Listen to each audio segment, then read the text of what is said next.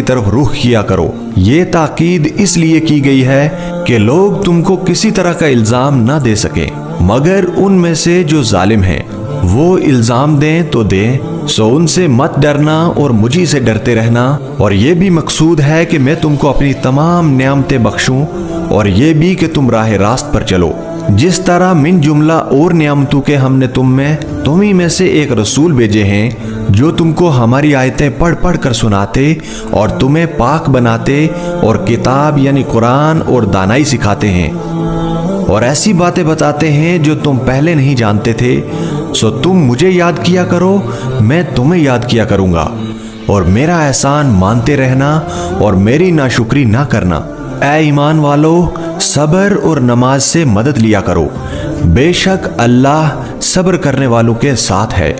और जो लोग अल्लाह की राह में मारे जाएं, इनकी निस्बत ये ना कहना कि वो मरे हुए हैं, वो मुर्दा नहीं बल्कि जिंदा हैं, लेकिन तुमको शाऊर नहीं।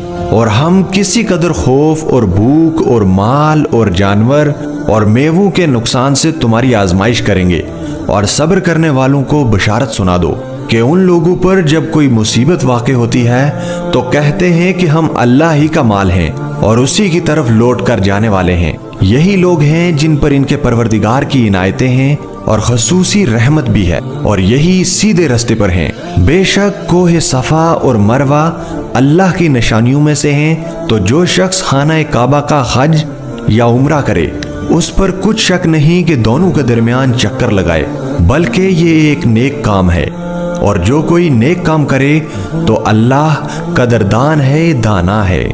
जो लोग हमारे हुक्मों और हिदायतों को जो हमने नाजिल की हैं किसी गर्ज फासिद से छुपाते हैं, बावजूद ये कि हमने उनको लोगों के समझाने के लिए अपनी किताब में खोल खोल कर बयान कर दिया है, ऐसों पर अल्लाह और तमाम लानत करने वाले लानत करते हैं। हाँ, जो तौबा करते हैं और अपनी हालत दुरुस्त कर लेते हैं और अहकाम इलाही को साफ साफ बयान कर देते हैं, तो मैं उनके कसूर माफ कर देता हूँ, और मैं बड़ा माफ करने वाला, बड़ा मेहरबान हूँ। जो लोग काफिर हुए और काफिर ही मरे, ऐसों पर अल्लाह की और फरिश्तों की और इंसानों की सब की लानत, वो हमेशा इसी लानत में गिरफ्तार रहेंगे। उनसे न तो अजाब हल्का ही किया जाएगा और ना इन्हें कुछ मोहलत मिलेगी।